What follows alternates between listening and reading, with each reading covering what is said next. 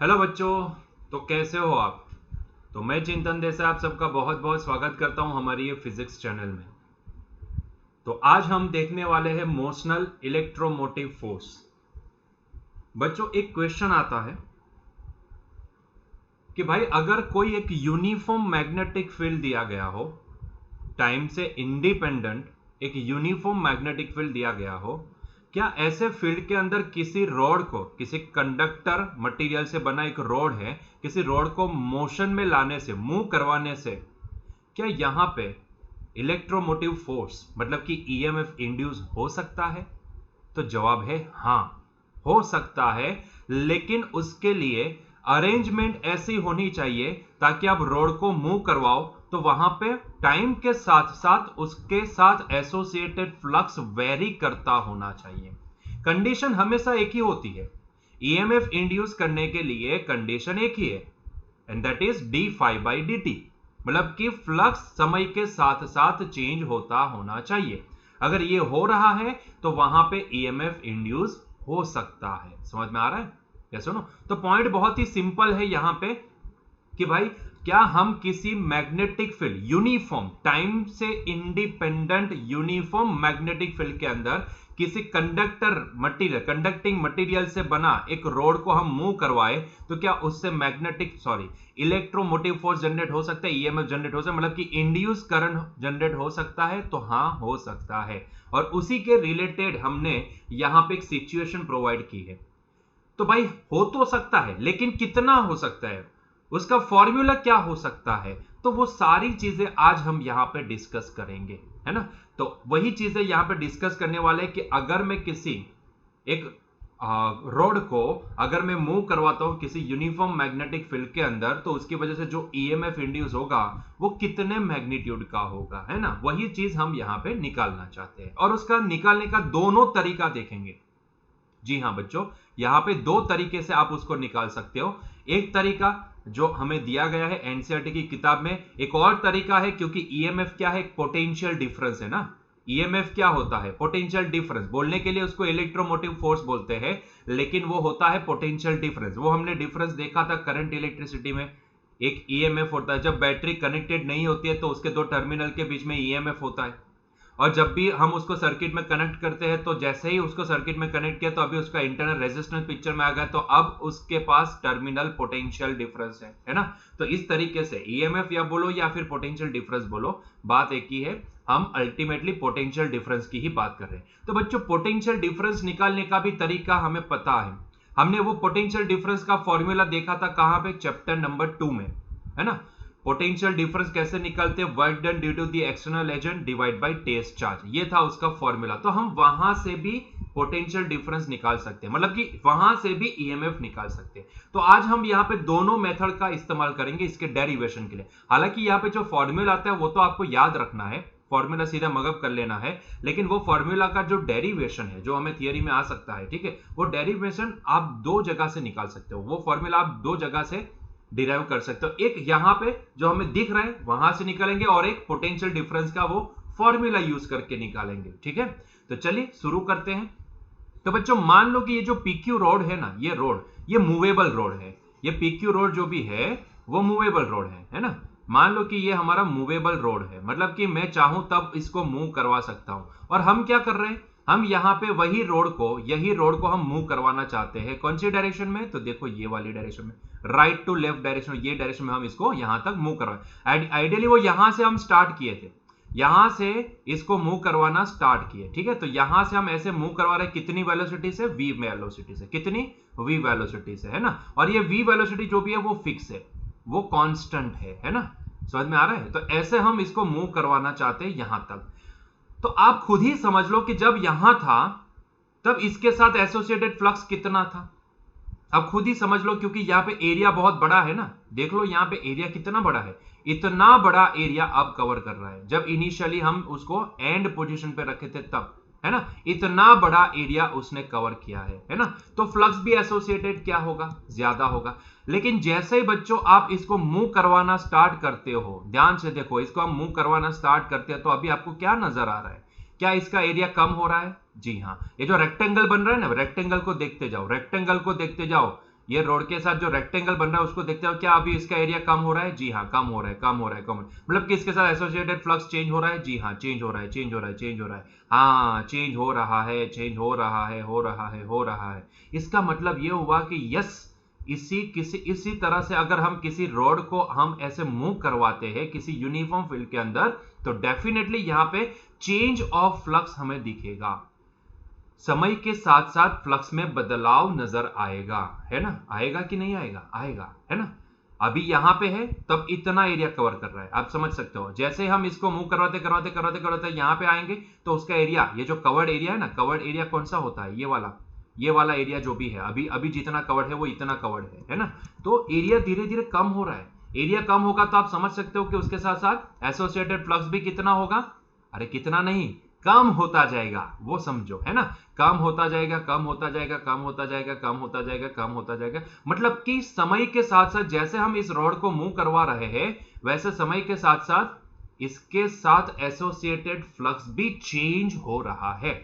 और अगर flux change हो रहा है तो इसका मतलब यह होता है कि वहां पे ईएमएफ इंड्यूस होने वाला है। और वैसे भी ये तो क्लोज पाथ बन गया ना, रॉड से लेके आप ये देखो, ये पूरा एक क्लोज पाथ बनेगा। तो अगर ये क्लोज पाथ है तो इसका मतलब ये है कि इसमें इंड्यूस करंट जनरेट हो सकता है ना? अगर ईएमएफ जनरेट हो सकता है तो इंड्यूस करंट जनरेट होगा, और ये क्लोज पाथ है कि नहीं? क्योंकि वो कंडक्टिंग रॉड है, कंडक्टिंग मटेरियल से बना रॉड है ना? इसको हम कंडक्टर बोल सकते हैं ना?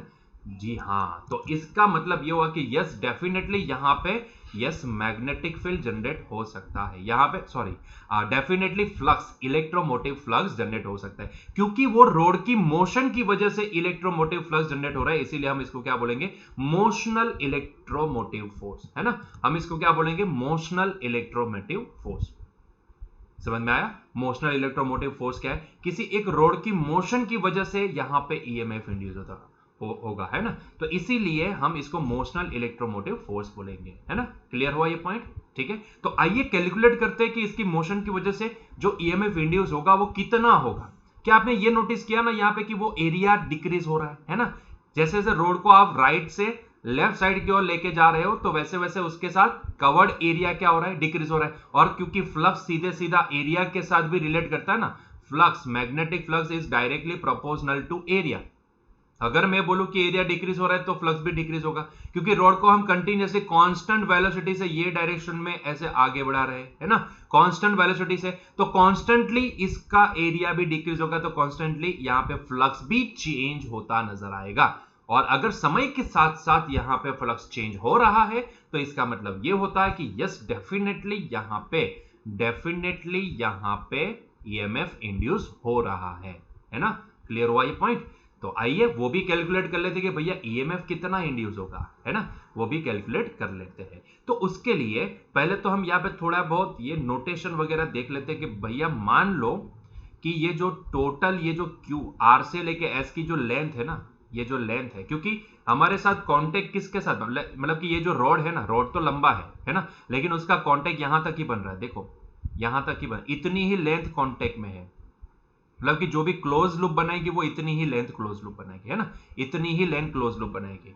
तो मान लो कि ये जो पीक्यू लेंथ है ना, ये पीक्यू लेंथ की लेंथ कितनी है? एल के बराबर। या तो आप इसको आर एस बोल दो या फिर पीक्यू बोल दो, ठीक है? जो बोल रहे हैं बोल दो। तो पहले वो लिख लेते हैं कि भाई यहाँ पे आर एस लेंथ कितनी है, आर एस बोलो या फिर पीक्यू लेंथ बोलो, वो कितनी है? तो भैया एल लेंथ है। मतलब कि जो क्लोज लूप बनाने वाली है, क्योंकि करंट को फ्लो होने के लिए यहां पे क्लोज लूप चाहिए, और क्लोज लूप होगी तो ही यहां पे करंट का फ्लो होगा।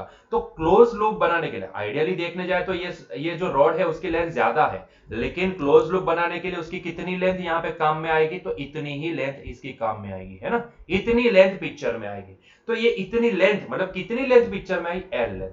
एल लेंथ की ही लेंथ, मतलब कि ये जो रॉड है उसकी L length, small L length ही यहां पे क्लोज लूप में पिक्चर में आएगी, है ना? तो इसीलिए हम यही लेंथ को कंसीडर करेंगे। उसकी लेंथ चाहे जो भी हो, उसकी लेंथ चाहे इतनी हो, मुझे कोई लेना देना नहीं। मुझे तो ये देखना है कि क्लोज लूप बनाने के लिए उसकी कितनी लेंथ काम में आएगी, तो इतनी ही लेंथ काम में आएगी। तो मैं बस उतनी ही लेंथ को यहाँ पे देखूंगा, नोटिस करूंगा। ठीक है, समझ में आ गया? ये सुनो, उसके अलावा देखो हमने तो स्टार्ट कहां से किया था? हमने तो ये रोड को मूव करवाना कहां से स्टार्ट किया था? तो भैया यहां से स्टार्ट किया था, है ना? यहां से नहीं, यहां से नहीं, हमने तो कहां से स्टार्ट किया था? हमने इसको यहां से स्टार्ट किया था मूव करवाना, ये आखिरी एंड है ना राइट साइड का एंड, वहां से स्टार्ट किया था, है ना, यहां से हम इसको मूव करवाना स्टार्ट कर रहे हैं, ठीक है।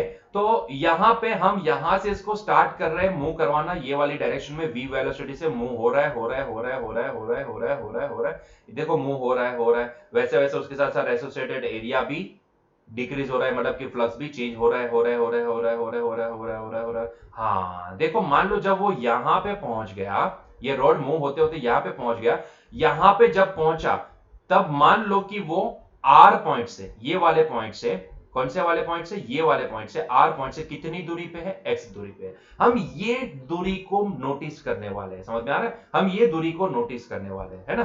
तो मान लो कि वो मूव होते होते कहां पे पहुंच गया, अभी जो फिगर में दिख रहा है वहां पे पहुंच गया। हमने यहां से मूव करवाना स्टार्ट किया था ऐसे, लेकिन मूव करते करते करते करते मान लो कि कोई एक टाइम पे वो कहां पहुंचा, यहां पहुंच गया, है ना। यहां पहुंचा तब वो ये वाले एंड से कितनी दूरी पे है, तो भैया ये वाले एंड से एक्स दूरी पे है। कितनी दूरी है, ये एक्स दूरी है, यहां पे प्रोवाइडेड है, सारी इंफॉर्मेशन आपको फिगर में प्रोवाइडेड है ना।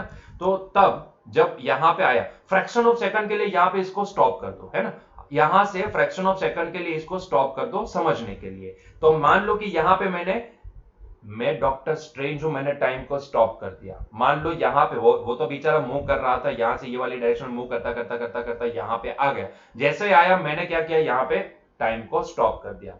टाइम को स्टॉप करके मैं यहाँ पे ऑब्जर्व करना चाहता हूं कुछ चीजें, जो मैं यहाँ पे ऑब्जर्व करवाता हूं आपको भी, ठीक है। तो मैंने टाइम को स्टॉप कर दिया, और जब उसको स्टॉप कर दिया टाइम को, तब एक्चुअल में वो ये आर पॉइंट से कितनी दूरी पे था, तो एक्स दूरी पे था। मतलब कि हम यहाँ पे लिख सकते हैं कि तब R Q point, R Q length कितनी होगी, आर से क्यू पॉइंट के बीच की लेंथ कितनी होगी, तो लेट से एक्स के बराबर होगी, है ना। तो तब जब ये पोजीशन पे है, हमने टाइम को रुकवा दिया है, टाइम को स्टॉप कर दिया, मतलब कि अभी वो रोड ना वो फ्रैक्शन ऑफ टाइम के लिए स्टॉप है ऐसा मान लो। हाँ, यहां से हम कुछ ऑब्जर्व करना चाहते हैं, इसके लिए मैंने उसको स्टॉप कर दिया, टाइम को ही स्टॉप कर दिया, मतलब कि उसकी मोशन भी आपको स्टॉप हो जाएगी, ऐसा आपको दिखेगा, है ना। तो ऑब्जर्व करो कि यहाँ पे फ्रैक्शन ऑफ टाइम के लिए, फ्रैक्शन ऑफ सेकंड के लिए हम उसको स्टॉप कर देते हैं, तो मुझे यहाँ पे क्या नोटिस होगा, तो अब इसके द्वारा कवर्ड एरिया मुझे इतना दिखेगा, है ना, इतना कवर्ड एरिया दिखेगा। ये जो रेक्टेंगल बन रहा है ना पी क्यू आर एस, उसके द्वारा कवर्ड एरिया कितना दिखेगा, तो भैया मुझे यहां पे एरिया कवर्ड दिखा, it is the area covered by, it is the area covered by, area covered by rectangle P Q R S, and that is how much, आप समझ सकते हो, length multiply by with, length कितनी है, late से R S के बराबर, है ना, और विथ कितनी है, तो लेट से आर क्यू के बराबर, तो वो कितनी होगी, R S into R Q, that is X into L, है ना, एक्स इंटू आर एस है भाई एल, अच्छा वो एल पहले लिखूं, ठीक है, आर एस की वैल्यू है एल के बराबर, तो मैंने एल लिखा, आर क्यू की वैल्यू है एक्स के बराबर, तो ये हो गया एक्स। तो भैया ये कवर्ड एरिया कितना हुआ, एल एक्स। यही टाइम पे अगर कवर्ड एरिया इतना है, तो इसके साथ साथ एसोसिएटेड फ्लक्स कितना है, उसके साथ साथ एसोसिएटेड फ्लक्स होगा, कितना होगा, फ्लक्स का फॉर्मूला क्या है, बी इंटू ए इंटू कॉस थीटा। यहां पे जरा देखो तो ये मैग्नेटिक फील्ड कौन सी डायरेक्शन में है, इनसाइड है, और इसका जो एरिया है वो भी कौन सी डायरेक्शन में है, तो एरिया भी तो इनसाइड है ना। ये रेक्टेंगल एक तो आपको सामने से, मतलब कि स्क्रीन के सामने से दिख रहा है, और दूसरा अंदर से कोई बाहर की ओर देखेगा तो उसको भी तो दिखेगा, है ना। तो अभी ध्यान से देखोगे तो इसका एरिया वेक्टर कौन सी डायरेक्शन है, वो भी इनसाइड डायरेक्शन में है ना। जहां से आपको पूरा रेक्टेंगल दिखता है वो होता है उसका एरिया वेक्टर। एरिया वेक्टर हमेशा सरफेस के परपेंडिकुलर होता है, तो एक तो आएगा स्क्रीन से बाहर की डायरेक्शन में और एक आएगा अंदर की डायरेक्शन में। यहां पे हम अंदर की डायरेक्शन का एरिया देखेंगे, तो तब एंगल कितना बनेगा, तो जो डायरेक्शन में एरिया वेक्टर भी यहां पे कौन सी डायरेक्शन में हम कंसीडर करेंगे, अंदर की डायरेक्शन में, और मैग्नेटिक फील्ड भी अंदर की डायरेक्शन में, एरिया वेक्टर भी अंदर की डायरेक्शन, दोनों के बीच का एंगल कितना, 0।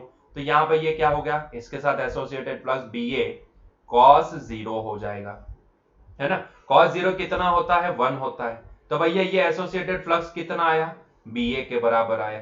तो ये जो हमारा जो रेक्टेंगुलर ये जो शेप बना ना, रेक्टेंगुलर कॉइल बोल दो इसको, ये पूरी एक रेक्टेंगुलर कॉइल बोल दो जिसके अंदर इंड्यूस करंट फ्लो करेगा, ये पूरी एक रेक्टेंगुलर कॉइल बोल दो। तो ये कॉइल के साथ एसोसिएटेड फ्लक्स कितना मिलेगा, B इंटू ए के बराबर। अगर हम इसको अच्छे से लिखना चाहते हैं तो इसके लिए हम वैल्यू प्लेस करके इसको लिख सकते हैं, phi B is equals to B into area कितना है इसका, हमने अभी ही कंसिडर किया L इंटू एक्स के बराबर। तो इतना फ्लक्स एसोसिएट होगा इसके साथ, है ना, है ना, क्लियर है, ये पॉइंट समझ में आया, ठीक है। अभी ध्यान से समझो, क्योंकि हमने तो टाइम को स्टॉप कर दिया था ना, हम ये वाली पोजीशन पे जब रोड आएगा तब हम इसको ऑब्जर्व करना चाहते थे कि तब उसके साथ एसोसिएटेड फ्लक्स कितना होगा, तब उसका एरिया कवर्ड कितना होगा, वो सारी चीजें यहाँ पे आइडेंटिफाई करने के लिए हमने ये लिखा था, है ना, यहाँ पे इसको टाइम को स्टॉप कर दिया था। अभी जैसा ही चुटकी बजाते हैं और टाइम को स्टार्ट करते हैं, जैसे टाइम को स्टार्ट किया तो वापिस ये आपको रॉड मोशन में नजर आएगा, आइडियली मोशन में ही है, लेकिन ये पर्टिकुलर पोजीशन पे हम इसको ऑब्जर्व करना चाहते थे, इसके लिए हमने इसको टाइम को रुकवा दिया था, और वो पोजीशन पे वो फ्रैक्शन ऑफ टाइम के लिए हम इसको स्टेडी मान के ये सारा एनालिसिस कर लिए। अभी क्योंकि वो मोशन में आ गया तो हमें पता है कि ईएमएफ इंड्यूस होगा, हमें पता है कि ईएमएफ इंड्यूस होगा, है ना, क्योंकि यहाँ पे फ्लक्स कट हो रहा है ना, एरिया कम हो रहा है तो फ्लक्स कट होगा, तो एरिया कम हो रहा है फ्लक्स कट होगा, तो यस डेफिनेटली यहाँ पे ईएमएफ इंड्यूस होगा, और वो जो इंड्यूस ईएमएफ होगा वो कितना होगा, तो हमें पता है उसका फॉर्मूला एक ही है, epsilon is equals to minus D phi B by D T, है ना, है ना। जैसे अभी आप टाइम को स्टार्ट कर देते हो, मतलब कि अभी वापस उसकी मोशन स्टार्ट हो रही है, मतलब कि अभी इसका फ्लक्स जो भी है वो डिक्रीज होता नजर आएगा, क्लियर है बात, डिक्रीज होता नजर आएगा, और तो ईएमएफ इंड्यूस होगा वो कितना होगा, minus D phi B by D T के बराबर। प्लेस करो वो वैल्यू, फाई बी की वैल्यू प्लेस करो तो ये हो जाएगा D by D T into B into L into X. जरा देखो तो यहां पे जो हमने फील्ड यहां पे लिया है, हमने पहले ही क्या कंसीडर किया था, ये जो फील्ड होगा वो यूनिफॉर्म एंड टाइम से इंडिपेंडेंट होगा, मतलब कि there is no change in this magnetic field with respect to time, time चाहे जितना भी आगे बढ़ जाए लेकिन ये फील्ड चेंज नहीं होगा, हमने पहले ही अज्यूम किया था। मान लो कि ये जो फील्ड है ना, ये फील्ड मैग्नेटिक फील्ड बी है, it is uniform as well as time independent,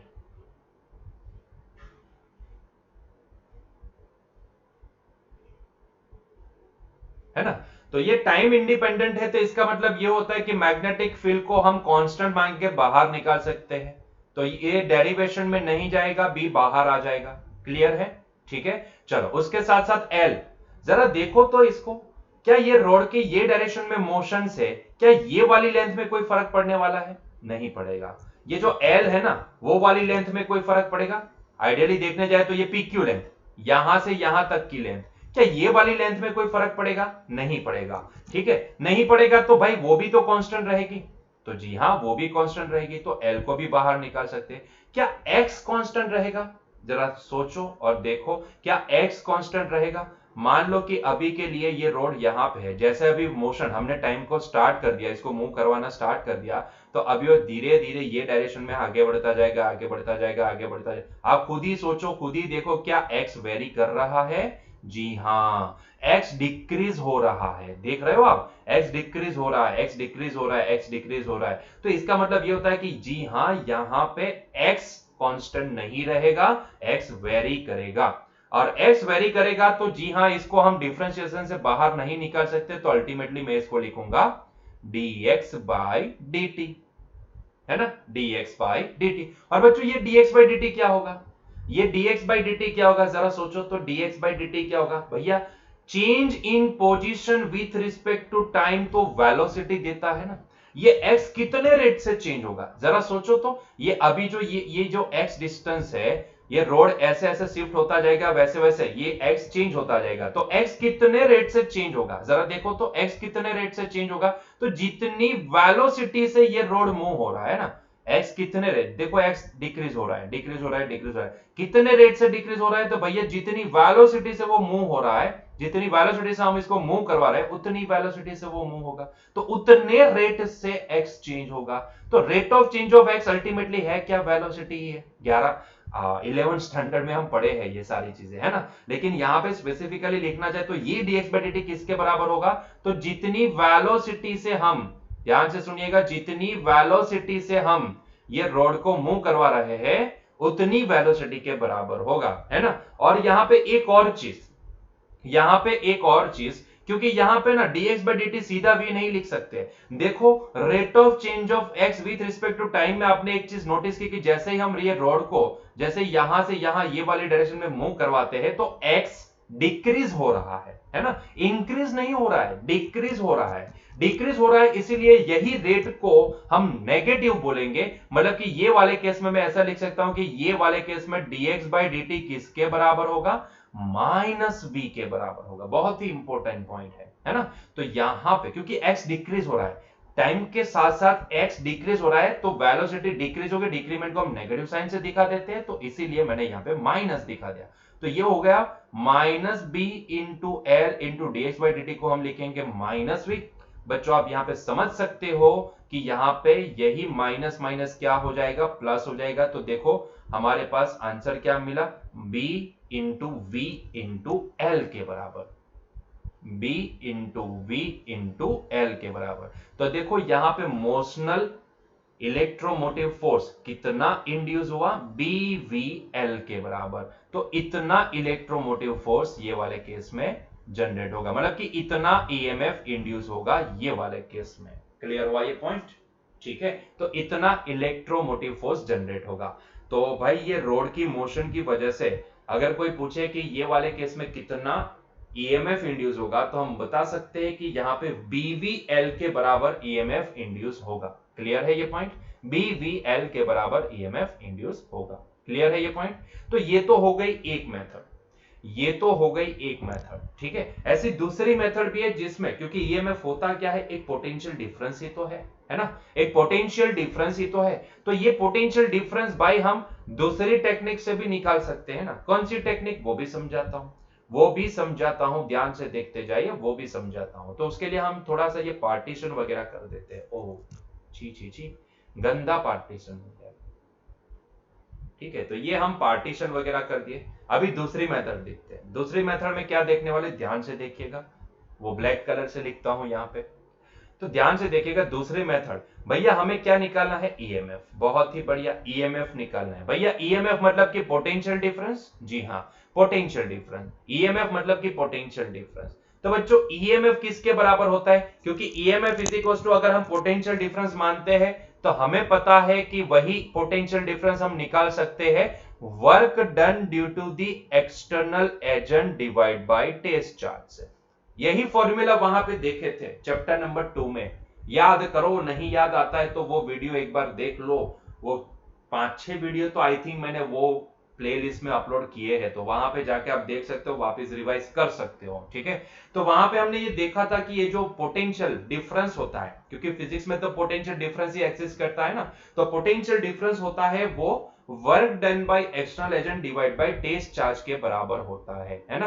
तो यहां पे हम क्या करेंगे, जरा समझना, ध्यान से समझना, ये पूरा समझाता हूं, ध्यान से समझना। बच्चों मान लो कि एक टेस्ट Q0, एक test charge Q not, test charge हमेशा हम पॉजिटिव मानते हैं ना, वो आपको पता है। तो मान लो कि मैंने एक टेस्ट चार्ज यहां पे अज्यूम कर लिया Q नोट, है ना, वो यहां पे है। एक्चुअली हम इसको P से Q ले जाने वाले हैं, वो टेस्ट चार्ज को हम P से Q ले जाने वाले हैं, लेकिन उसको ले जाने की जरूरत नहीं पड़ेगी, वो अपने आप चला जाएगा। तो वो P से Q जाते जाते कहीं पे बीच में कोई एक पोजीशन पे हम इसको ऑब्जर्व कर रहे हैं, ठीक है, कोई एक पोजीशन पे हम इसको ऑब्जर्व कर रहे हैं, है ना। तो जरा देखते जाना, जरा देखते जाना, समझते जाना, है ध्यान से देखना। तो भाई ये है हमारा टेस्ट चार्ज Q नोट, ओ ये है हमारा टेस्ट चार्ज Q नोट। जरा सोचो अगर मैं ये टेस्ट चार्ज Q नोट को, क्योंकि हम ये रोड के ऊपर का एक टेस्ट चार्ज है ना, ये रोड के ऊपर का मान लो कि कोई एक टेस्ट चार्ज है, अगर हम रोड को v डायरेक्शन, v वेलोसिटी से ये डायरेक्शन में ले जा रहे हैं, लेफ्ट हैंड साइड वाली डायरेक्शन में, तो जरा सोचो कि ये Q नोट को भी वेलोसिटी कितनी मिलेगी, v नोट, सॉरी v ही मिलेगी, है ना। तो ये टेस्ट चार्ज Q नोट भी क्या होगा, v वेलोसिटी से लेफ्ट हैंड साइड की डायरेक्शन में मूव होता नजर आएगा। अभी भाई मूविंग चार्ज को अगर किसी मैग्नेटिक फील्ड के अंदर मूव करवाया जाए, सर ये क्या बोले, मूविंग चार्ज को मैग्नेटिक फील्ड के अंदर, हाँ वही मूविंग चार्ज है ना, चार्ज को अगर मैग्नेटिक फील्ड के अंदर मूव करवाया जाए तो भैया उसके ऊपर तो मैग्नेटिक फोर्स लगता है ना। और हमें पता है कि ये जो वर्क डन होता है ना, यहां पे हम ईएमएफ लिखे work done due to the work done by external agent divide by test charge, और वही वर्क डन एक्सटर्नल एजेंट का वर्क डन किसके बराबर होता है, तो एक्सटर्नल एजेंट के द्वारा लगने वाले फोर्स इनटू डिस्प्लेसमेंट के बराबर होता है ना। तो फोर्स इनटू डिस्प्लेसमेंट के बराबर होता है। मान लो कि डिस्प्लेसमेंट डीएस है, और वो डीएस भी हम लिख सकते हैं, वो डीएस भी हम लिख सकते हैं, वो डीएस भी हम यहां पे लिख सकते हैं। कैसे लिख सकते हैं, एक्चुअल में तो ये होता है ये F external vector dot product with DS vector, है ना, डीएस वेक्टर। अरे भैया थोड़ा तो समझ लो, थोड़ा तो नोट डाउन कर लो, थोड़ा तो समझ लो, है ना। तो ये डीएस वेक्टर के बराबर होता है ना। चलिए तो जरा ध्यान से समझिएगा। एक्चुअल में ये होता है F external into DS vector के बराबर, क्योंकि हमें पता है कि उसकी जो मोशन है उसी डायरेक्शन में उसको मैग्नेटिक फोर्स लगने वाला है। तो ये वेक्टर फॉर्म है ना, उसमें कॉस थीटा, थीटा जो भी होगा वो जीरो हो जाएगा, और थीटा जीरो हो जाएगा इसलिए कॉस जीरो 1 हो जाएगा, इसलिए मैं इसको लिखूंगा एफ एक्सटर्नल इंटू डीएस। और ये जो डीएस है ना, ये डीएस है जरा समझना, ये जो डीएस है ना, ये डीएस कितना होगा। हम क्या चाहते हैं कि हम पी से लेके क्यू तक, ये चार टेस्ट चार्ज जो भी है वो पी से लेके क्यू तक जाए, है ना। हम इसको यहां से पी से क्यू तक ले जाना चाहते हैं, लेकिन ऐसे नहीं, पी से क्यू तक तो ले जाना चाहते हैं, लेकिन कैसे, ऐसे नहीं, कैसे ले जाना चाहते हैं, स्लोली स्लोली ले जाना चाहते हैं। ये जो एक्सटर्नल एजेंट का रोल क्या है वो आपको तब भी समझाया था, अब भी वापस समझ लो। तो हम इसको ले तो जाना चाहते हैं पी से क्यू, लेकिन स्लोली स्लोली ले जाना चाहते हैं। पहले तो ये समझ लो कि कितना डिस्प्लेसमेंट करवाएंगे अगर हम पी से लेके क्यू तक ले जाने चाहे तो कितना डिस्प्लेसमेंट करवाएंगे, तो भैया PQ की लेंथ के बराबर, और PQ लेंथ कितनी है, L के बराबर। तो क्या मैं यहां पे ds को L लिख सकता हूं, जी हां, ds को L लिख सकता हूं, तो ये हो जाएगा F एक्सटर्नल इंटू L के बराबर, है ना। क्लियर हुआ ये पॉइंट, ठीक है। तो F एक्सटर्नल इंटू L के बराबर। अभी सोचो जरा कि अगर ये टेस्ट चार्ज, क्योंकि रॉड जो भी है, टेस्ट चार्ज को हम P से Q ले जाना चाहते हैं, ठीक है, और टेस्ट चार्ज ये जो है वो रॉड के ऊपर का टेस्ट चार्ज है, और रॉड v वेलोसिटी से, रॉड जो भी है वो v वेलोसिटी से लेफ्ट हैंड साइड में जा रहा है। तो इसका मतलब ये हुआ कि टेस्ट चार्ज के पास भी वेलोसिटी कौन सी डायरेक्शन में है, लेफ्ट हैंड साइड में है। कितनी वेलोसिटी है, v वेलोसिटी। तो इसका मतलब तो ये हो ना कि Q नोट को अल्टीमेटली हम किसी मैग्नेटिक फील्ड में v वेलोसिटी से एंटर करवाए हैं और उसको वहां पे मूव करवाया है। तो आप समझ सकते हो, क्योंकि यार हमने जो एंटर करो, देखो ये इसकी वेलोसिटी कौन सी डायरेक्शन में, वेलोसिटी लेफ्ट हैंड साइड की डायरेक्शन में, और ये जो फील्ड है वो कौन सी डायरेक्शन में, फील्ड इनसाइड डायरेक्शन में है ना, फील्ड तो इनसाइड डायरेक्शन में। तो भैया राइट हैंड पाम, क्योंकि टेस्ट चार्ज पॉजिटिव है तो यहां पे आपको राइट हैंड पाम रूल लगाना पड़ेगा। तो राइट हैंड को स्क्रीन के पास लेके जाओ, आपकी फिंगर्स जो भी है वो सीधी होनी चाहिए फील्ड की डायरेक्शन में, मतलब कि फिंगर्स आपके स्क्रीन के अंदर वाली डायरेक्शन में लगाओ, और आपका थंब पॉइंट आउट करना चाहिए वेलोसिटी की डायरेक्शन में। तो वेलोसिटी लेफ्ट हैंड साइड पे, तो लेफ्ट हैंड साइड में आपका थंब होना चाहिए राइट हैंड का, क्योंकि ये टेस्ट चार्ज पॉजिटिव है इसलिए। तो राइट हैंड का थंब वेलोसिटी की डायरेक्शन, फिंगर्स स्क्रीन के अंदर जाती हो ऐसी डायरेक्शन में, तो आपको क्लियरली दिखेगा कि आपकी पाम जो भी है वो नीचे की डायरेक्शन बताएगी, मतलब कि पाम की जो डायरेक्शन होती है वही तो फोर्स की डायरेक्शन होगी। कौन से फोर्स की डायरेक्शन, मैग्नेटिक फोर्स की डायरेक्शन। मतलब कि ये वाले केस में मैग्नेटिक फोर्स कौन सी डायरेक्शन में लग रहा है, नीचे की डायरेक्शन में।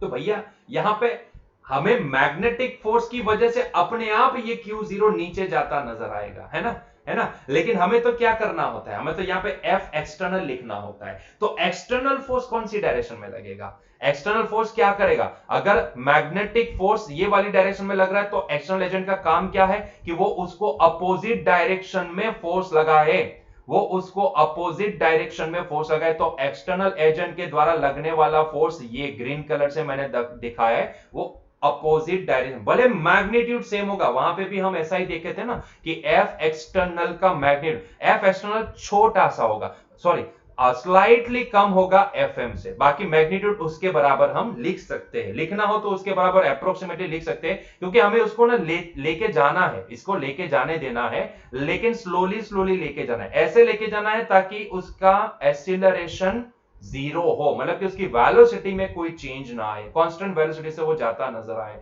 नो चेंज इन वेलोसिटी, ऐसी कंडीशन से लेके जाना। तो ये एफ एक्सटर्नल जो अपोजिट है, क्योंकि एक्सटर्नल एजेंट का काम ही ये होता है कि जो एक्चुअल में ड्यू टू द फील्ड जो फोर्स लग रहा है उसको अपोज में फोर्स लगाना, उसके अपोज में फोर्स, तभी तो पोटेंशियल डिफरेंस निकाल सकते हैं ना।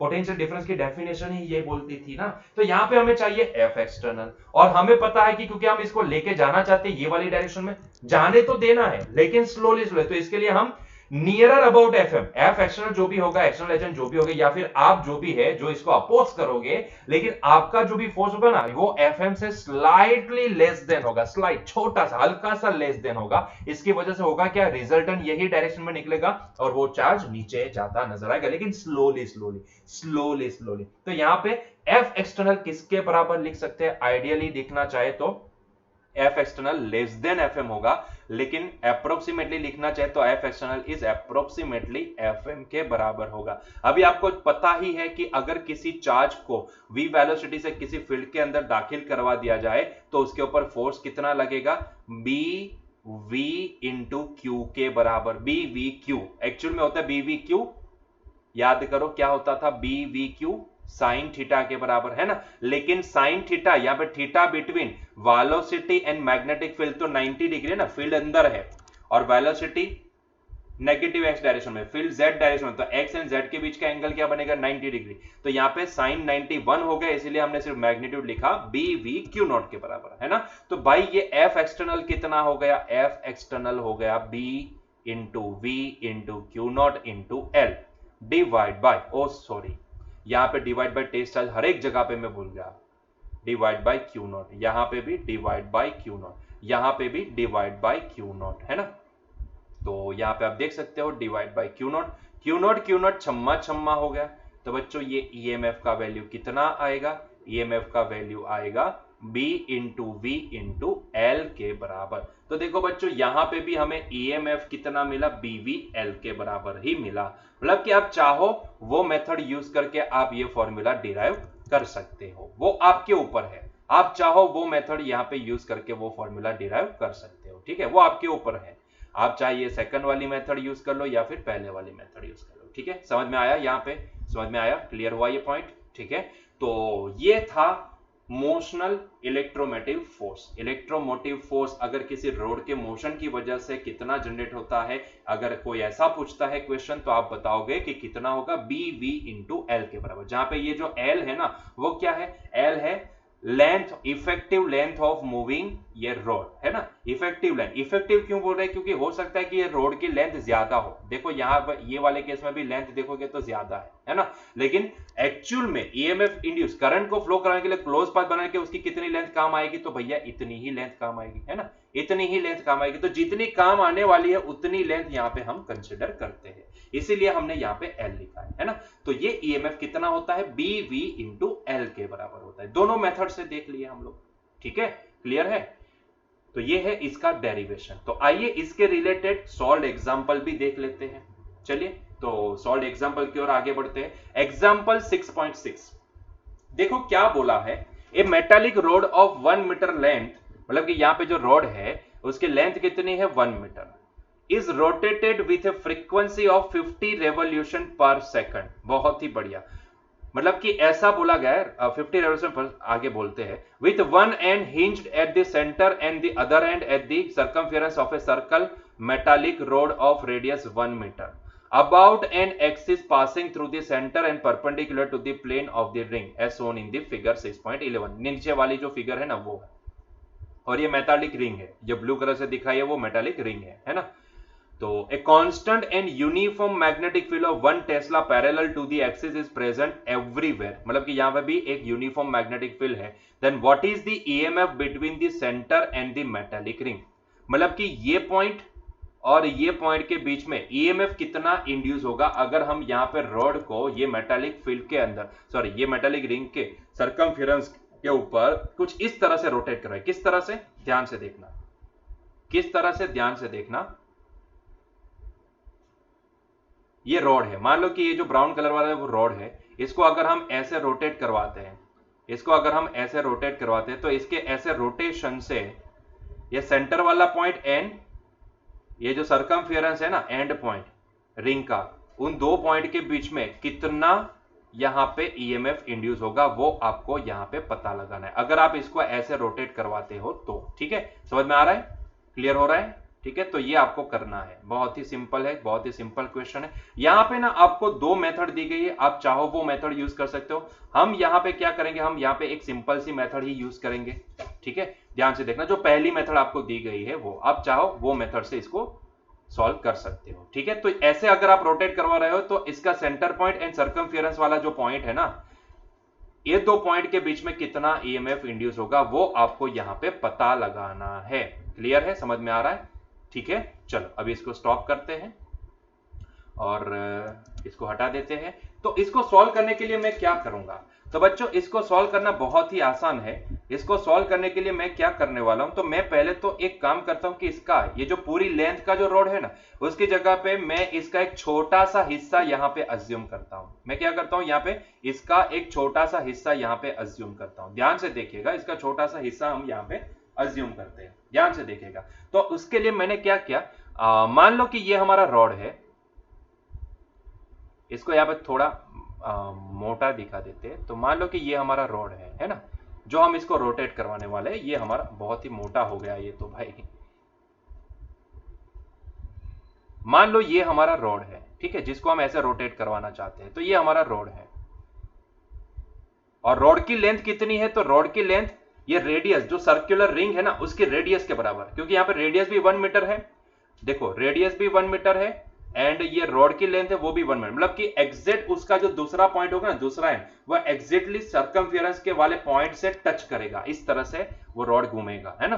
तो मैंने क्या किया, मैंने, क्योंकि मुझे पता है कि अगर मैं पर्टिकुलर कोई एक लेंथ के रॉड को अगर मैं यूनिफॉर्म फील्ड के अंदर अगर मैं ऐसे रोटेट करवाता हूं तो वहां पे ईएमएफ इंड्यूस होता है ना, और वो कितना होता है, बी वी इंटू एल के बराबर होता है ना। ये मुझे पता है, ये फॉर्मूला हमें पता है। तो अभी यही फॉर्मूला का इस्तेमाल करेंगे, लेकिन यहां पे जो रॉड है ना उसका एक छोटा सा हिस्सा अज्यूम करेंगे।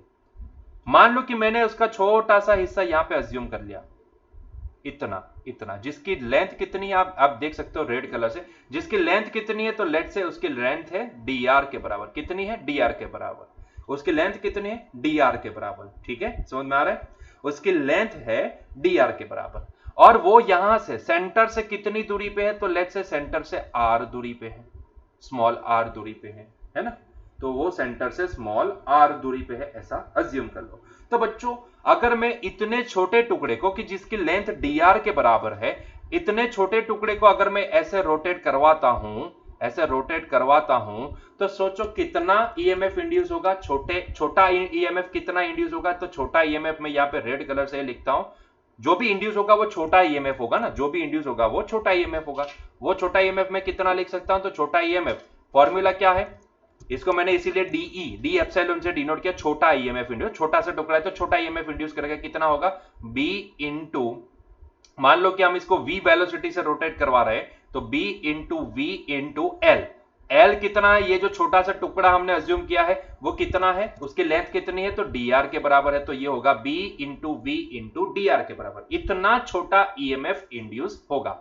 यहां पे v कितना लिख सकते हैं, यहां पे हम बच्चों v कितना लिख सकते हैं, तो भैया v, क्योंकि ये तो सर्कुलर मोशन हो रही है ना, तो हमें v मतलब कि क्या, v मतलब कि टेंजेंशियल कंपोनेंट। यहां पे इसकी velocity let say tangential direction में कितनी है, v है।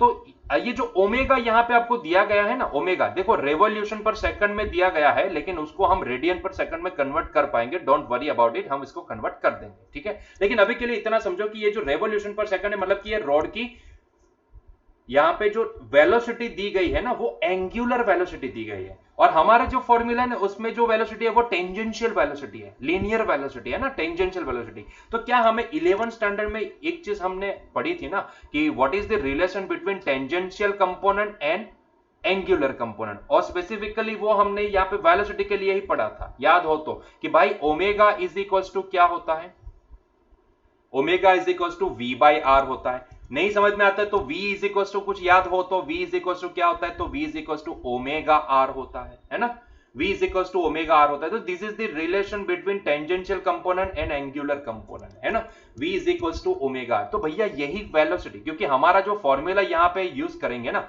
अल्टीमेटली हमें क्या चाहिए, हमें पूरे रोड की वजह से कितना ईएमएफ इंड्यूस होगा वो चाहिए। लेकिन हमने उसको सॉल्व करने के लिए क्या किया, हमने एक छोटा सा वो रोड का टुकड़ा पसंद कर लिया और वो टुकड़ा जो छोटा ईएमएफ इंड्यूस करेगा वो वैल्यू लिखे, फिर क्या करेंगे उसको इंटीग्रेट कर देंगे। कहां से कहां, तो ये ओरिजिन से लेके आर लेंथ तक हम इसको इंटीग्रेट कर देंगे, तो हमें पूरे रोड की वजह से जनरेट होने वाला ईएमएफ मिल जाएगा। लेकिन यहां पे प्रॉब्लम ये है कि हमें जो क्वेश्चन में जो सॉल्व करने के लिए जो वैल्यू दी गई है ना बच्चों, वो ओमेगा की जो वैल्यू है ना, हाँ वो जो वैल्यू है वो ओमेगा की दी गई है, और हमें क्या चाहिए यहाँ पे टेंजेंशियल कंपोनेंट चाहिए। हमारा जो फॉर्मूला ईएमएफ का उसमें टेंजेंशियल कंपोनेंट था, और ये क्वेश्चन को सॉल्व करने के लिए हमें क्या दिया गया है, एंगुलर कंपोनेंट दिया गया है। तो कहीं ना कहीं हमें ये टेंजेंशियल कंपोनेंट को एंगुलर कंपोनेंट में कन्वर्ट करना पड़ेगा। तो उसके लिए हमने क्या लिखा, v is equal to omega, यहां से रेडियस कितनी है r, स्मॉल r। अभी तो ये छोटे टुकड़े की बात कर रहे हैं ना, तो अब देखो बच्चों ये छोटा सा ईएमएफ कितना मिलेगा हमें,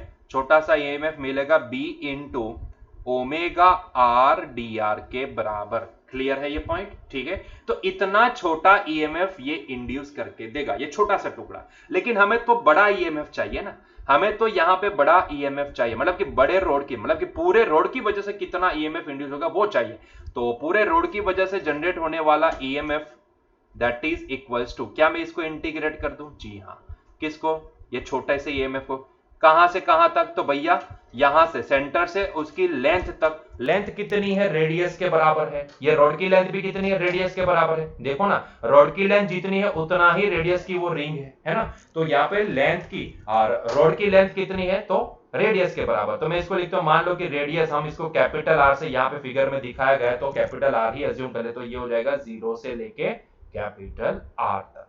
चलो इसको इंटीग्रेट कर लेते हैं, तो इसका इंटीग्रेशन क्या निकलेगा, 0 से लेके आर, डीएफ की वैल्यू प्लेस कर दो, तो b into omega into R into D R. क्या यहाँ पे उसका ओमेगा फिक्स है, जी हाँ। देखो 50 रेवोल्यूशन पर सेकंड बोला है, 50 रेवोल्यूशन पर सेकंड ये फिक्स वैल्यू है ना। यहाँ पे कोई टाइम के साथ कोई 50t या 50t स्क्वायर ऐसा नहीं बोला है। अगर 50t या 50t स्क्वायर ऐसा बोला होता तो यहां पे हम टाइम के साथ वेरिएबल है ओमेगा ऐसा बोल सकते थे। यहां पे 50 रेवोल्यूशन पर सेकंड बोला है, तो b कांस्टेंट है।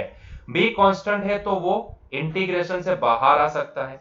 क्या यहां पे, सॉरी हाँ, ओमेगा कांस्टेंट, हम ओमेगा की बात कर रहे थे, तो ओमेगा इसके इंटीग्रेशन से बाहर आ सकता है, क्योंकि यहाँ पे ओमेगा बोला गया है 50 रेवोल्यूशन पर सेकंड, जो एक कांस्टेंट वैल्यू दे रही है। उसके साथ साथ ये जो फील्ड है ना वो भी यूनिफॉर्म फील्ड है। देखो 1 टेस्ला वो टाइम से इंडिपेंडेंट है, बोला ही है uniform, constant and uniform magnetic field. 1 Tesla value देख के भी आप पता लगा 1 टेस्ला है ना, वो एक कांस्टेंट वैल्यू है। तो b भी कांस्टेंट है, तो यहां पे हम b एंड ओमेगा को इंटीग्रेशन से बाहर ले सकते हैं, तो ये हो जाएगा 0 से लेके r इंटू डी आर। तो देखो इसको इंटीग्रेट कर दो, r का इंटीग्रेशन r के रिस्पेक्ट में क्या आएगा, तो r का इंटीग्रेशन r के रिस्पेक्ट में आएगा r स्क्वायर बाय 2, है ना, 0 से लेके कैपिटल R। तो upper limit minus lower limit करेंगे तो ये हो जाएगा b into omega into capital R square minus 0 का स्क्वायर, तो 0 ही होता है, डिवाइड बाय 2।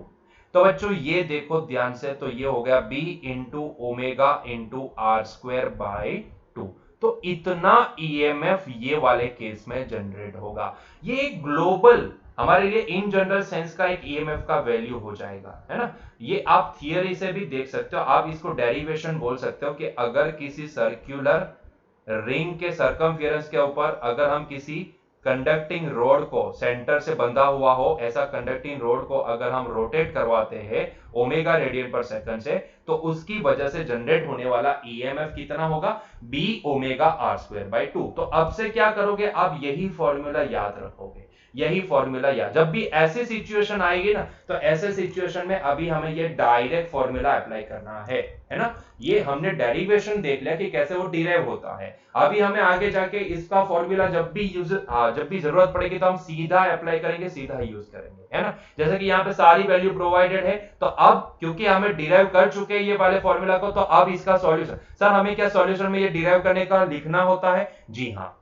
अगर ये 3 मार्क्स में क्वेश्चन पूछा जाता है या 4 मार्क्स में पूछा जाता है, तो तब आपको ये डेरिवेशन दिखाना होता है। अगर ये 2 मार्क्स में आता है या 1 मार्क्स में आता है, तो सीधा फॉर्मूला अप्लाई करो, ठीक है, क्लियर है। चलिए तो अभी सारी वैल्यू प्लेस करते हैं, क्योंकि हमें पूछा है ईएमएफ कितना इंड्यूस होगा, तो वो सारी वैल्यू प्लेस करते हैं, उससे पहले वो जितनी चीजें दी गई है उसको लिखते हैं। तो बच्चों यहाँ पे रॉड की लेंथ एल बोल दो या फिर उसको रेडियस के बराबर बोल दो, क्योंकि यहाँ पे दोनों सेम है, रॉड की लेंथ जितनी है उतनी ही रेडियस है ना, उतनी ही ये रिंग की रेडियस है, तो इसको हम 1 मीटर बोलेंगे, ठीक है। आर या फिर एल जो भी है 1 मीटर बोलेंगे। आइडियली ये फॉर्मूला में ना ये जो आर है ना, आर यही होती है रॉड की लेंथ। लेकिन कई केस में होता क्या है, कई केस में ना रॉड लंबा लिया जाता है, मतलब कि मान लो कि इतना लंबा रॉड है और उसको रोटेट करवाते हैं, ठीक है। लेकिन आइडियली देखने जाए तो उसकी कितनी लेंथ इफेक्टिव होगी जो यहाँ पे ईएमएफ जनरेट करेगी, तो वो इतनी लेंथ होगी, है ना, इतनी लेंथ होगी जो यहाँ पे ईएमएफ जनरेट करेगी। तो इसीलिए हम ये फॉर्मूला में आर ही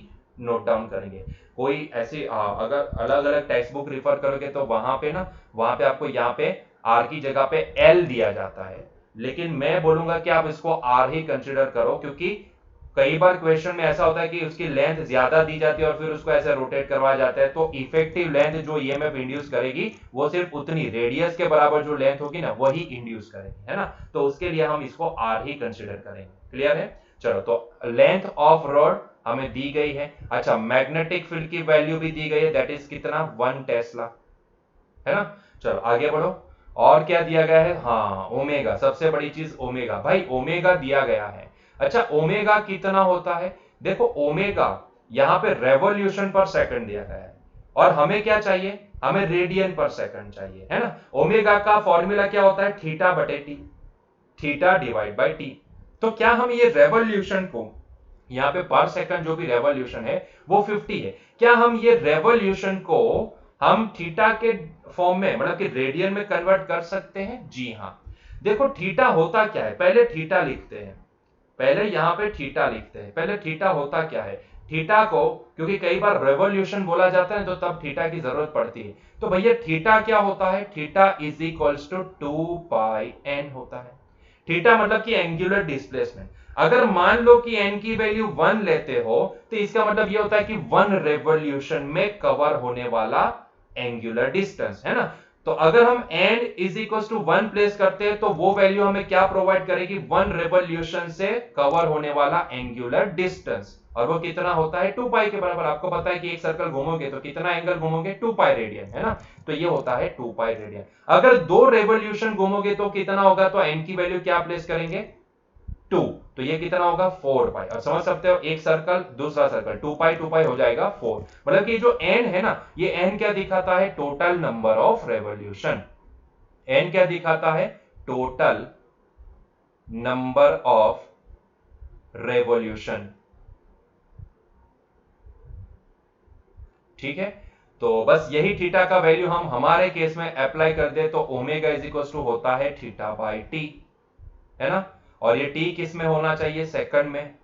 थीटा कितना है यहाँ पे, 2 पाई n के बराबर है। अच्छा, ये 2 पाई इंटू एन, देखो 50 रेवोल्यूशन पर सेकंड, डिनोमिनेटर में तो पर सेकंड है ही, है ना, t तो सेकंड है, पर सेकंड है, इसलिए 1 सेकंड है, लेकिन रेवोल्यूशन कितने हैं 50, तो मैं यहाँ पे लिखूंगा n की वैल्यू कितनी 50, क्योंकि आपको अल्टीमेटली 50 रेवोल्यूशन पर सेकंड दिया गया है, तो उसके रिलेटेड ओमेगा भी कितना होगा, 2 पाई 50 डिवाइड बाई 1 सेकंड होगा, है ना। अरे रे, समझ में आया कि नहीं आया, ठीक है, क्लियर है। तो ये हो जाएगा कितना, ये हो जाएगा 100 पाई, और पाई का वैल्यू अगर हम 3.14 प्लेस करते हैं तो ओमेगा की वैल्यू मैं सीधी लिख सकता हूं कितनी, 100 इंटू 3.14, मतलब कि 314 रेडियन पर सेकंड। तो ये कन्वर्ट हो गया रेडियन पर सेकंड में, ठीक है, जो हमें कन्वर्ट करना था। चलिए, तो अभी सारी वैल्यू प्लेस करते हैं, तो हमें ईएमएफ निकालना है। तो ईएमएफ कितना आया, हमने फॉर्मूला क्या डिराइव किया, B into omega into R square divide by 2। अच्छा, बी कितना है, तो भैया 1 है। ओमेगा कितना है, तो भैया 314 है। आर कितना है, तो लेंथ 1 मीटर, मीटर में ही है, तो ये सीधा 1 का स्क्वायर है, डिवाइड बाई 2, है ना, डिवाइड बाई 2। क्लियर है? तो ये कितना होगा भाई, ये कितना होगा, 314 डिवाइड बाई 2 के बराबर, मतलब कितना आएगा भाई, 157 वोल्ट आएगा। तो ये ईएमएफ कितना इंड्यूस होगा, ये वाले केस में 157 वोल्ट ईएमएफ इंड्यूस होगा। क्लियर हुआ ये पॉइंट, क्लियर हुआ, ठीक है, सिंपल है। तो ये डेरिवेशन याद रखना है, मैंने मार्किंग के हिसाब से आपको बता दिया कि कब कितना लिखना होता है, ठीक है। यहाँ पे दूसरी मेथड भी है, तीसरी मेथड भी है, वो सारी मेथड भी आप उसको देख सकते हो इस्तेमाल करने के लिए। बाकी यही मेथड को कंसीडर करो, पूरा डेरिवेशन करना है तो इसी डेरिवेशन से आगे बढ़ो तो आपके लिए कोई प्रॉब्लम नहीं होगा, ठीक है। चलो आगे बढ़ते हैं नेक्स्ट पॉइंट। एग्जाम्पल 6.7 उसी के साथ लिंक है, मतलब कि लिंक तो नहीं है लेकिन उसी के जैसा है। A wheel with 10 metallic spokes, each 0.5 meter long, is rotated with a speed of 120 revolution per minute। देखो यहाँ पे भी ओमेगा दिया गया है 150 revolution per minute। अभी बार बार मैं वो वाला फॉर्मूला डिराइव नहीं करूंगा, सीधा यहाँ पे वैल्यू प्लेस करूंगा। देखो ओमेगा कितना है 120 रेवोल्यूशन पर मिनट, उसको कन्वर्ट करेंगे 120 रेवोल्यूशन पर मिनट है ना, तो इसको हमें कन्वर्ट करना है रेडियन पर सेकंड में, तो मैं इसको लिख सकता हूं 2 इंटू पाई इंटू कितने रेवोल्यूशन 120 डिवाइड बाय सेकंड, लेकिन यहाँ पे तो टाइम मिनट में है, तो एक मिनट बराबर कितना सेकंड होता है 60, तो डिवाइड बाय क्या करना पड़ेगा मुझे 60 करना पड़ेगा, है ना। तो ये तो हो जाएगा 60 टू जा, मतलब कि ये हो जाएगा 4 टाइम्स पाई, तो इतना रेडियन पर सेकंड, इतना रेडियन पर सेकंड, ये आ गया हमारे पास ओमेगा। ये 471 नहीं है, 4 पाई है बच्चों, 4 पाई है, ठीक है। चलो और यहां पे हर एक स्पोक की लेंथ कितनी है 0.5 मीटर लॉन्ग, मतलब कि वो जो स्पोक की लेंथ होती है ना वही हम रेडियस मानेंगे, है ना, और वही 0.5 metre. is rotated with a speed of this in a plane normal to the horizontal component of Earth's magnetic field He at a place at that place if He is 0.4 Gauss, मतलब कि ये जो horizontal component है ना magnetic field का, किसका अर्थ के magnetic field का, वो है 0.4 गॉस। और इसको हम टेस्ला में कन्वर्ट करना चाहे तो आपको पता ही है, और यहाँ पे कन्वर्जन लिखा भी है, आइडियली लिखना नहीं चाहिए, उनको देना नहीं चाहिए, आपको पता होना चाहिए। तो ये हो जाएगा 0.4 multiply by 10 to the power -4 tesla, है ना। at the place what is the induced EMF between the axle and the rim of the wheel, note that one Gauss is there, axle and rim of the wheel, मतलब कि भाई यही वाली situation मान लो कि जो फील्ड दिया गया है ना अंदर की डायरेक्शन का जो फील्ड है, ये जो फील्ड दिया गया है वो मान लो कि अर्थ का हॉरिजॉन्टल कंपोनेंट है, और ऐसे बहुत सारे कितने 10 स्पोक दिए गए हैं। यहाँ पे जो हमने एक रोड लिया ना ऐसे ही रोड जैसे 10 स्पोक दिए गए हैं, सारे आइडेंटिकल है ना। तो ऐसे 10 स्पोक आपको दिए गए हैं, व्हील के अंदर स्पोक देखे ना स्पोक, अरे अभी तो मैक व्हील आ गया, पहले स्पोक वाला व्हील आता था, पुराने जमाने का जो व्हील होता था ना उसमें स्पोक लगाए जाते थे, बस उसी को स्पोक बोला जाता है ना। तो ऐसी सिचुएशन है, मान लो कि ये जो फील्ड जो अंदर की डायरेक्शन में ये वाली फिगर में दिया गया है वो हॉरिजॉन्टल कंपोनेंट है अर्थ का मैग्नेटिक फील्ड, और सारे स्पोक को ना ऐसे ही रोटेट करवाया जा रहा है, ऐसे ही रोटेट करवाया जा रहा है, और आपको एक्सेल एंड रिम के बीच का ईएमएफ निकालना, मतलब कि वही सेंटर पॉइंट और यहाँ के बीच का, यहाँ पे आपको ईएमएफ निकालना है ना। तो वो कितना होता है B omega R square by 2, B omega R square by 2। Sir लेकिन यहाँ पे तो 10 स्पोक दिए गए ना, अरे भैया भले ही 10 स्पोक दिए गए लेकिन सारे आइडेंटिकल है, सारे जिनकी जो भी लेंथ है वो सारी 0.5 मीटर लॉन्ग ही है, तो सारे आइडेंटिकल है ना, सारे आइडेंटिकल है, तो भाई जो एक स्पोक हमें निकाल के देगा वही ईएमएफ सारे स्पोक निकाल के देंगे, है ना। तो सारे स्पोक को देखने की जरूरत, किसी एक स्पोक की वजह से कितना निकलेगा वो निकाल लो, उतना ही फिर बाकी सारे जो भी है वो भी निकालेंगे, क्योंकि सारे आइडेंटिकल होते हैं स्पोक आपने देखे होंगे भाई, पुराने जमाने के जो व्हील होते थे, अभी तो मैक व्हील वाली सिस्टम हो गई, पुराने जमाने में ऐसा व्हील आता था, सेंटर से ना एक स्पोक ऐसे लगते थे, एक स्पोक ऐसे लगते थे, एक स्पोक ऐसे लगते थे, स्पोक, तो ये स्पोक बोले जाते थे, ऐसे ऐसे स्पोक होते थे। आप अब साइकिल चलाई होगी ना मैक व्हील के बिना की, अभी भी साइकिल में आते हैं ऐसे स्पोक सिस्टम होती है ना, तो ये होते हैं स्पोक। तो ऐसे 10 स्पोक आपको दिए गए हैं, तो सारे आइडेंटिकल है, सारे जितने भी स्पोक है उनकी लेंथ, और व्हील ऐसे भी देखने जाए तो व्हील तो पूरा सर्कुलर ही होगा ना, पूरा सर्कुलर ही होगा, तो वैसे भी सारे आइडेंटिकल है, और सारे जितने भी स्पोक है उनकी लेंथ उतनी ही होगी क्योंकि वो सेंटर से ही बंधे होंगे, है ना। तो इसीलिए हम एक स्पोक की वजह से जो ईएमएफ इंड्यूस होगा वो निकाल लेते हैं, वही सारा जितने भी है स्पोक्स वो सारे निकाल के देंगे, है ना। तो सबके द्वारा निकलने वाला ईएमएफ सेम ही होगा, तो कोई भी एक स्पोक पकड़ लो, उसके द्वारा निकलने वाला फील्ड यहाँ पे अप्लाई कर दो, तो भाई फॉर्मूला वही। तो यहां पे मैं क्या लिखूंगा, यहां पे EMF due to one spoke, सारे देखने की जरूरत नहीं है, ड्यू टू वन स्पोक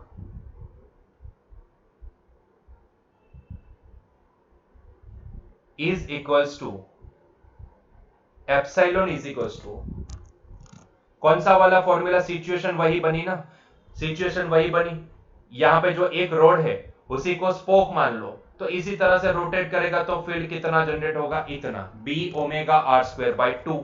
तो यही फॉर्मूला मैंने क्या बोला था, अभी ये फॉर्मूला याद कर लो, एवरी टाइम आपको इसको डिराइव करने की जरूरत नहीं है, B omega R square by 2 के बराबर। और बी कितना दिया गया है, तो यहाँ पे हॉरिजॉन्टल कंपोनेंट जो भी है मैग्नेटिक फील्ड का वही हमें कंसीडर करना है, तो ये 0.4 into 10 to the power -4 into omega कितना दिया गया है तो हमने निकाला ना, that is 4 pi, into radius कितनी दी गई है तो भैया 0.5 मीटर, मतलब कि 0.5 का स्क्वायर डिवाइड बाय 2, ये 2 2 जा 4 हो जाएगा।